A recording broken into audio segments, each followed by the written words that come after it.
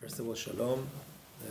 Interesting thing, I was going through Rabbi Yaakov Lugassi's Sefer on Shabbat. It was a shlita. He writes that the Ari Kadosh says that there is a thing that's called chibut hakever.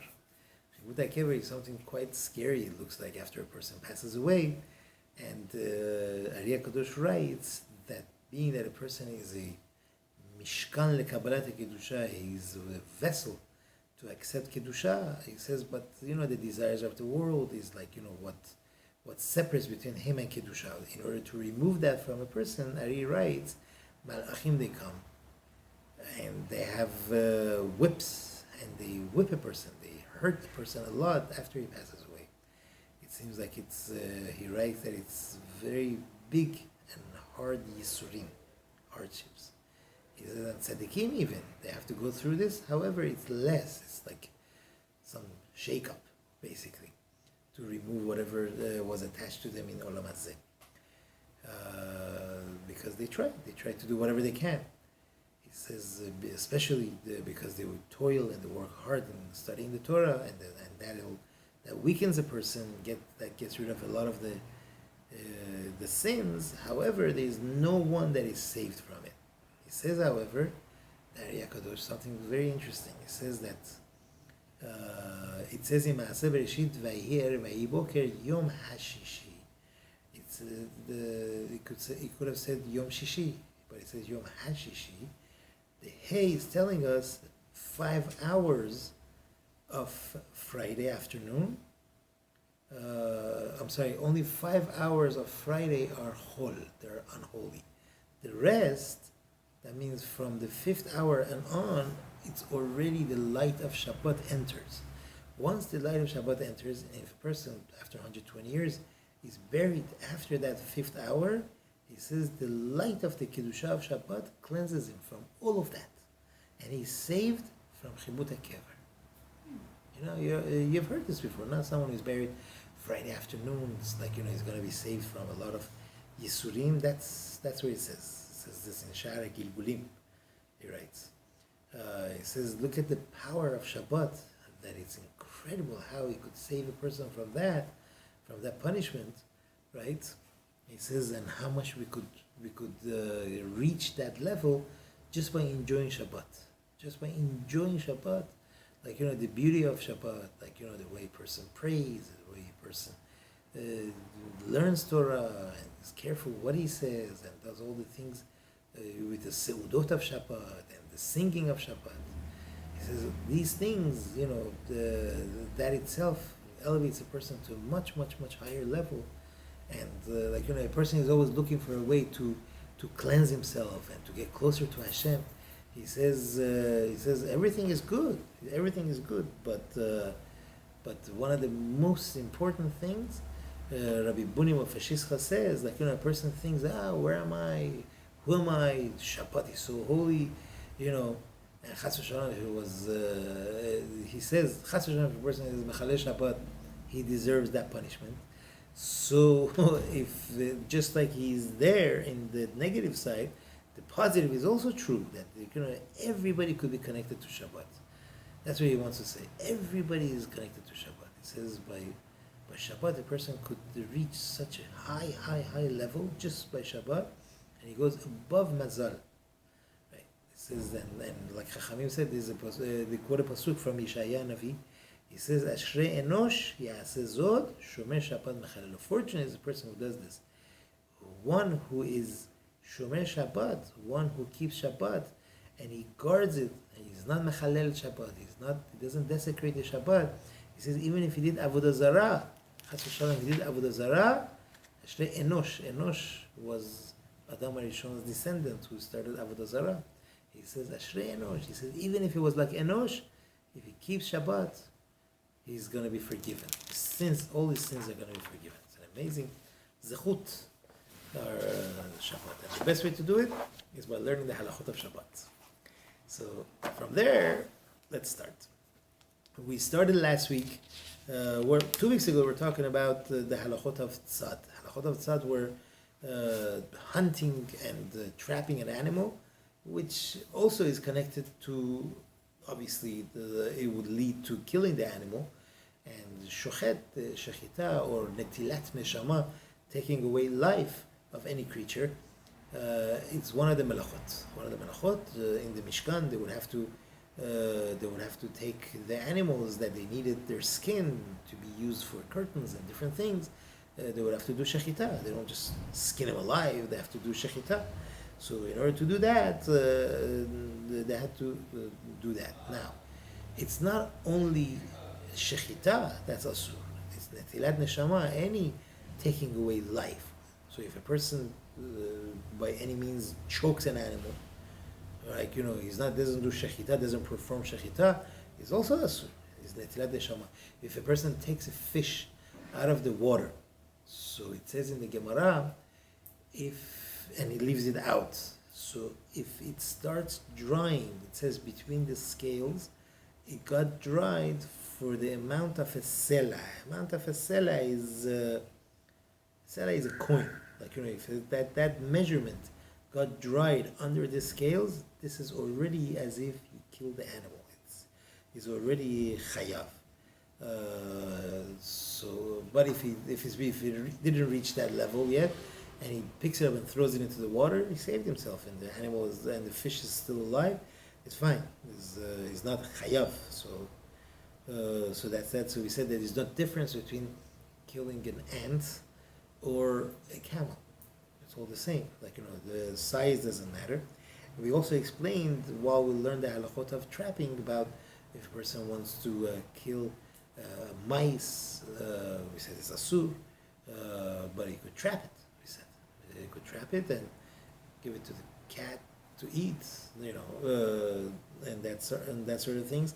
And we also mentioned about ants that we said if there is a place where he has no choice, he has to get to somewhere, and he has no choice but to go through that path, and there's a lot of ants there. He should try to avoid it, but if he can't, then so be it. His intention is not to kill them at all.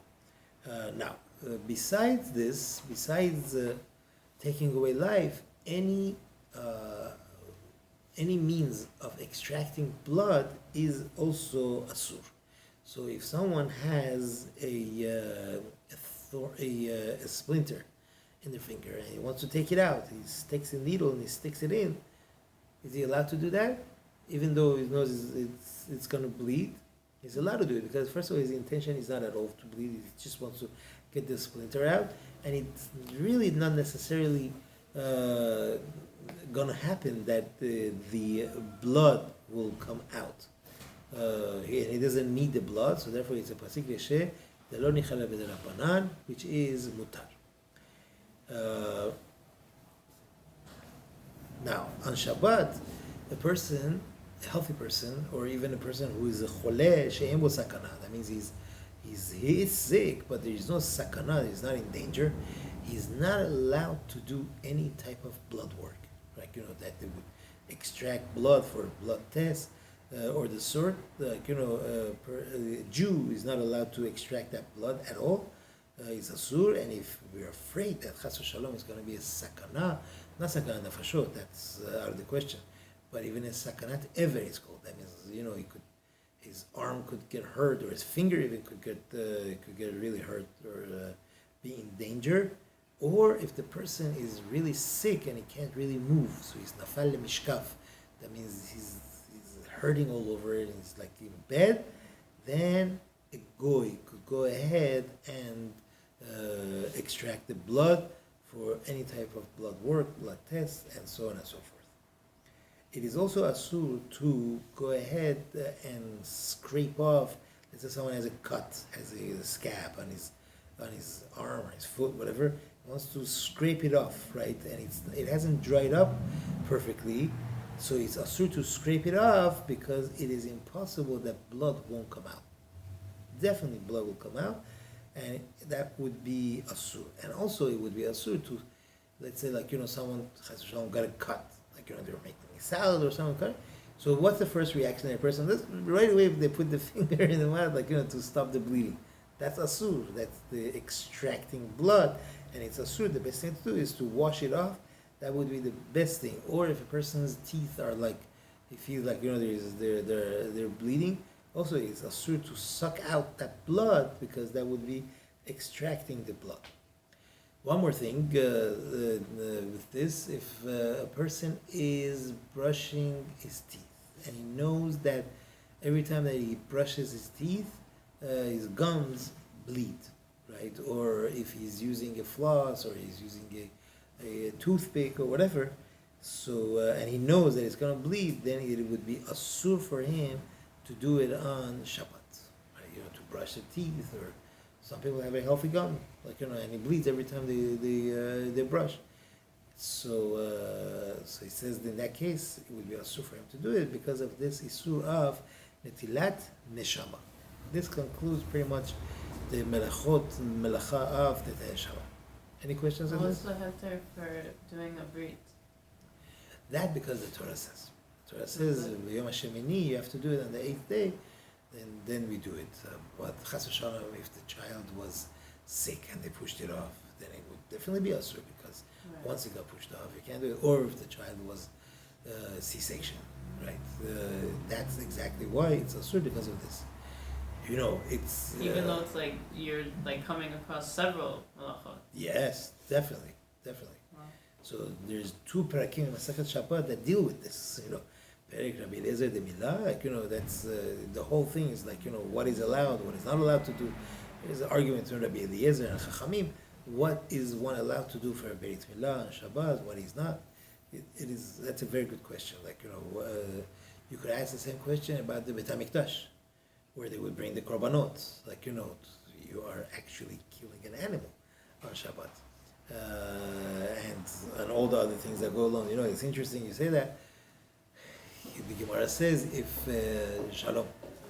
the Gemara says if a Kohen had the wrong intention on Shabbat when he's doing the shechita and the korban, not only he has other problems as far as the korbanos are concerned, he's also chayav mitah, because he was mechalel Shabbat. The poor Kohen, on Shabbat, he had to have a rough job, because they really have to be walking on eggshells. On the one hand, it is mutar, but if they stumble, they make one mistake, they are messed up. All right, so that's that. Let's move to the next melacha. Okay, after they do shechita, after they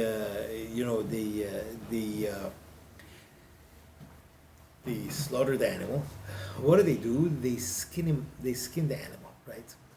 And then they would have to tan the skin. They would have to condition the skin so they could use it for the curtains in the Mishkan. So that's the preparation that you do on the skin for different usages. That is called me'abed. Me'abed is basically tanning. In English, it's called tan. Now, what do? Usually, they put them in salt. Right? They take the skin and they put it in salt. The salt, what it does is, it has acid. It burns through the fat in there, and it makes it usually softer, to be able to work with. Or they would do a lot of other things. We're going to get to it more to this poor skin, to make it workable, to make it last longer, to make it not stink, because you got to get rid of all the fat there, because if the fat remains there, after a while this fat will spoil, right? And it's not very pleasant. So you want to get rid of that. There is also hair on the skin that they have to scrape off. That's a different melacha.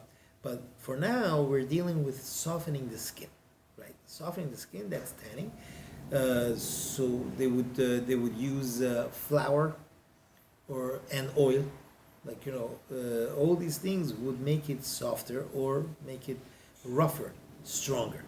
So any of these means that they would use for the leather, for the skin of the animal, these would be the melacha of me'abed on Shabbat. Okay. Now on Shabbat, therefore, how does it pertain to us these days? We don't usually work with animal skin and the sort, but what we do work with is leather shoes or leather belts, right? Someone has a leather belt. He wants it; it's very hard, and he wants to put some oil on it, turtle wax, is it called? Like, to make it nice and soft. That on Shabbat is certainly asur, right?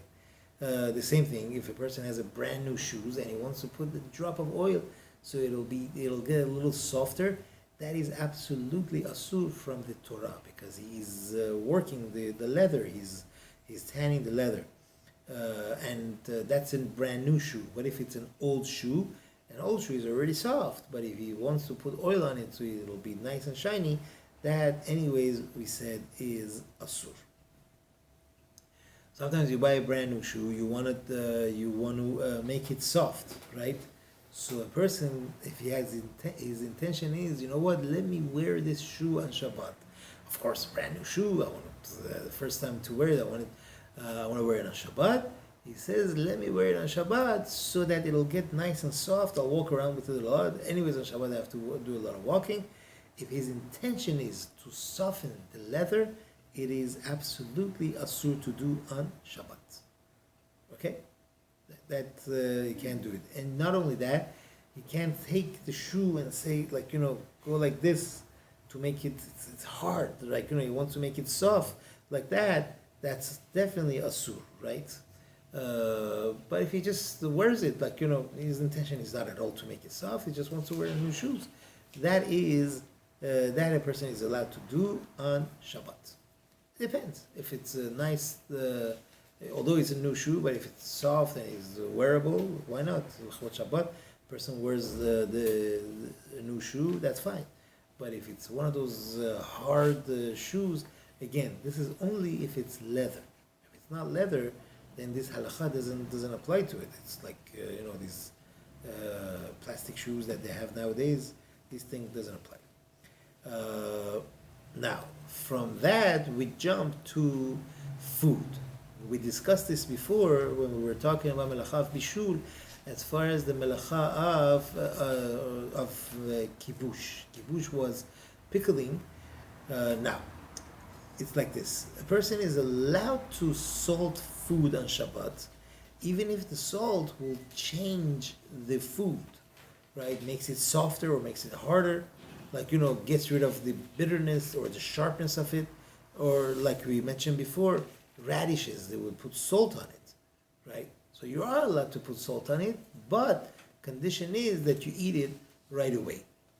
Right? If a person doesn't eat it right away, he just wants to leave the salt onto the thing, onto the food, right? Then we have a problem, because then it's similar to tanning, according to some, and some say no. This looks like you're pickling it, and pickling looks like cooking, right? Baruch haba. Right, and pickling is like cooking. So there it is. So these are the two different things. So when you're dealing with food, obviously they tell us, Chachamim told us, there is no ma'abed, there is no tanning by food, right? Even though the salt could change its texture, makes it softer or makes it harder, but still it is. They say, like, the person, you could, if you want to, let's say, I don't know, back then I guess the radishes were very sharp. They had a very sharp taste to them. So you could dip it in the salt or pour salt over it and eat it right away, as opposed to letting it sit.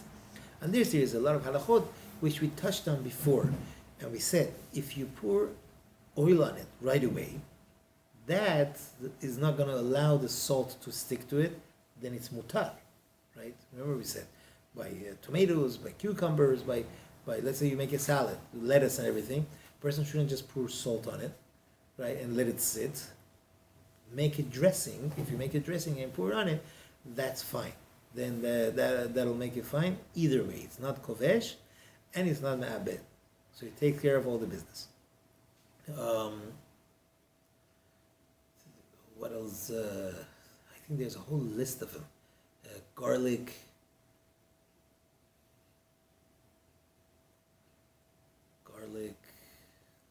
What else was there? Cucumbers.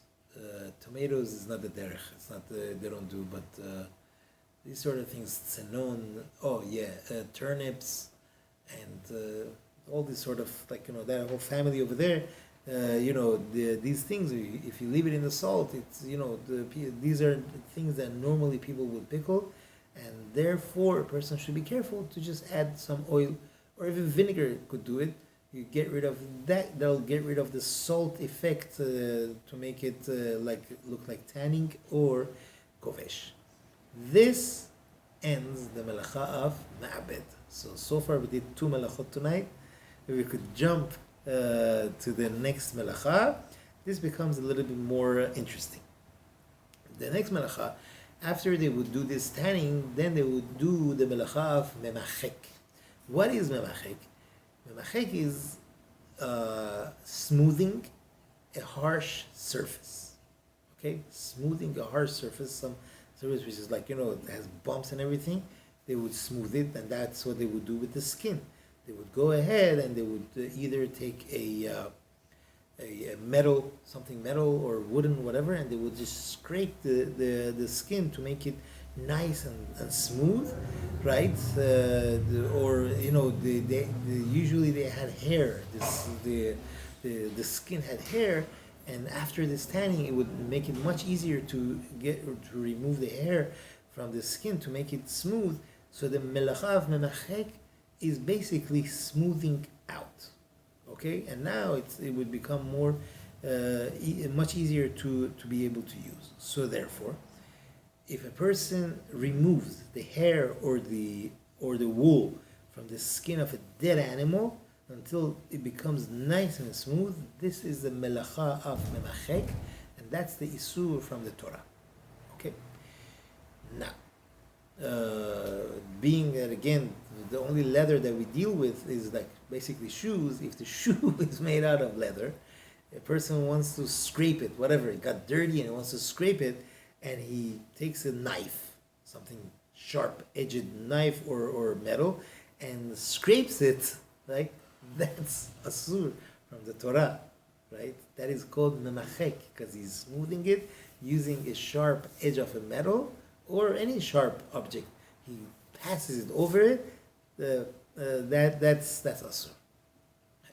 But if a person uses a non-sharp edge, that's fine. Let's say you're walking on the street and you are wearing leather shoes. I don't know if these days leather shoes are in existence, but if you are, and you're not in the West Coast, you're definitely in the East Coast, and it's raining or snow, and the shoe got dirty or muddy, and you want to scrape it off. So where do you scrape it off? They have these metal things. I don't know if you've ever seen them. They have these metal things like this. It's sharp metal, just for this purpose, to scrape off the mud from your shoes. That is asur to use on Shabbat. However, what you could use is the edge of the curb, the cement, or by the steps, you scrape it.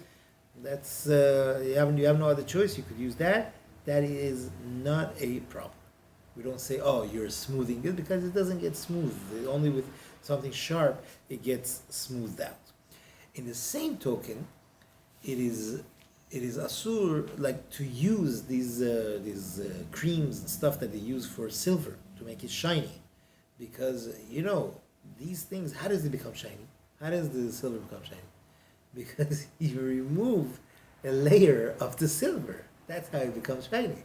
So that removing a layer is just what we're talking about. You're scraping it off and you're making it nice and shiny. That is asur. In the same token, you have a metal pot and it's dirty, so you decide to use steel wool to clean it up. That's also asur. Make sense? Mm-hmm. Yeah. Because it scrapes. How does it become nice and shiny and sparkling? You're scraping some of it off, so that becomes a problem for a person to do.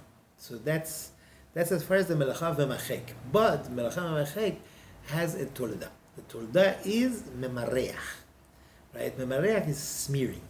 Right? Memareach is a tolda of, meaning it's within the same category of memachek. When they would do smoothing out the thing, the the skin, the melacha would be smoothing.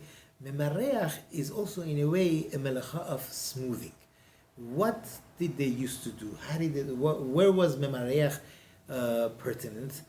When they would write a letter, and then they would roll it up, then they would want to seal it, right? How do they seal it? They have a candle. They would turn it over, and the wax would spill on the envelope, okay? And then they would smooth it out, and then on that he would take his signet and he would press on it to leave his seal on there. This makes sure that the other party knows that no one ever opened it. That was the chotam. That's what they used to do. Everybody had candles. That's all. That was their life. So they would pour some of the wax onto the thing, and then they would smooth it out, and on that they would put their seal. So this smoothing is with a wax. A wax is a very hard texture, and that's what they will use. Or the Gemara brings another example. That example is that if they have something in a jar or in a barrel, and they want to keep it for a while. So, back in the day, most of their things were prepared for the winter, they were prepared in the summer, right? So how do they keep it? They would dry it up, and then it could be figs, dates, fruits, anything. And they would put them in jars. Now, the jar, they would put a lid over it, and then they would smear the outside with mud. And then what would they do? They would go ahead and smooth out on the outside so that it'll be nice and sealed. It'll keep for a couple of months. And then in the winter, when they want to drink the wine or or eat the food or the honey, whatever it was that they kept in there, they would just break it open and they would use it. This is how how they would do it. Now, this is memareach. Memareach is taking that mud or taking that wax and smoothing it out.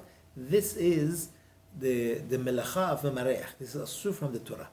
Okay, smoothing this out is asur from the Torah.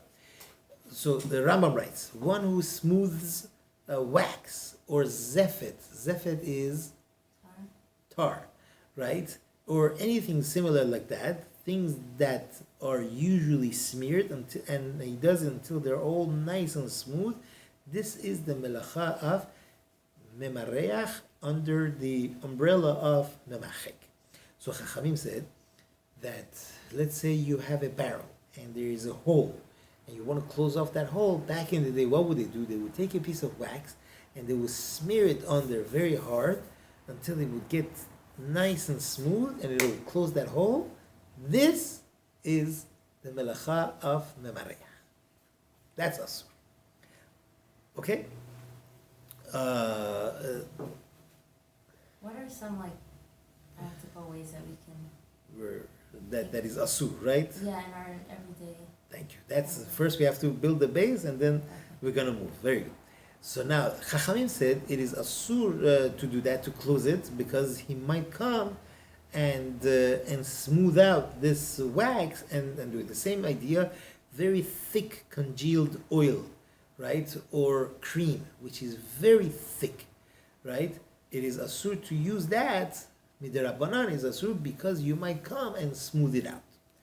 Now, come to these days, a person has an ointment which is very, it's definitely not liquid, but and it's definitely not it's like very hard. It's like wax, right? This is asur to put on a bandage, right? And to put it on a cut or whatnot. Why? Because you might come and smooth it over, right? Because it might have bumps, and you might come and smooth it. This is the melacha memareach. That's why midirabanan it's asur to use it, to put it on the bandage, to put it on a cut or whatnot. But if it's not hard, it's like it's not very hard, but it's still thick. It's asur midivres sofrim to do it. But if it's very soft and like watery, no problem. A person could put it over a bandage and put it for a person who is sick, who has pain. You want to put that on. It is mutar. Now, this Isur of Memareach is only when you want this thing to stay on there. Miruach means you're interested to go ahead, let's say the wax. You're interested for the wax to be over here on the surface. Or the mud, you're interested that it should stay on the surface, you just want to smooth it out. That's where the Isur is, right? But when you want this thing to get absorbed into the skin, and there is nothing, you don't want there anything to be left there, then it's mutar. On this, there is a big machloket. Big machloket on this. Some say that no, it is not mutar. Rabbi says that one is allowed to go ahead and use a little bit. Let's say you want either a person wants to enjoy having smooth hands, or a person has very dry skin, and they want to use, let's say, Vaseline, right, to put on the hand. Is one allowed to do it on Shabbat? So until now we learned that no, it's asur, you can't do that. But based on what we just said, what is the problem? The problem is memareach. And memareach is only when you're interested that this substance should stay. The only way that memareach occurs is that you want it to stay. But if you take a tiny drop of Vaseline and you put it on your hand and you rub it until it gets absorbed into the skin, that's mutar. So Vaseline you can do, but lotion you can't do? Vaseline and lotion, you put a tiny drop and you rub it until it gets absorbed into the skin, you're allowed to do that. Okay, so when you say tiny drop, like... Enough that it would be completely absorbed. Nothing stays on top. You look at it, there's nothing there. What are you going to smooth now? What is there to smooth? The melacha of memareach is smoothing. Even though it feels smoother after. It feels though. smoother, it may feels feel smoother, like softer. But it's it may not there. feel Exactly. But it's not there anymore. It gets absorbed into the skin, completely. then you're fine. Baby Yeah. has a rash. What do? Right. Desitin, Right. You right? dab. The magic desitin. So usually they would dab it, and then once you put the diaper on and it gets smeared, that's fine already. But no, why do you do that? Put a drop, rub it in until it gets absorbed. You don't see it anymore. The melacha is not there. Yeah, but the thing But is the that issue was like the rubbing also though. No, this issue So then you is can put on smoothing. moisturizer, you can do Moisturizer, if it's very sanitizer, liquidy. you can do everything. If it's very liquidy moisturizer, you're fine. Anyways, because this is only when it's thick. When it's a thick lotion, that's when we have a problem. So I have a vitamin E cream, lotion, oil thing. You could just take that. Oil? Oil That's is sikha. liquid. That's sikha. That's what. That's just oil. They're putting oil. That's not a problem. But you're talking, okay, so we're talking about hand lotion. If we take like hand lotion, I'm not talking about like a dab. I'm talking about like, I don't know, like how much lotion would I put? Like let's say I would put this Put a drop. much. Start with a drop. Okay. Work it into the skin. Once it's absorbed into the skin, you're fine. Okay. But you So know what's that. the issue with rubbing? Am I You're making that up? Like smearing, why is yeah. everything I do I'm like dabbing it on everyone and everything? I don't know. Okay, so hold on. didn't But make that up. diaper rash cream Did I is a little make bit that more up? concentrated. Yeah, like it's usually a little thicker. So it's I really don't hard put to that on. rub it in and make sure Oh. it's completely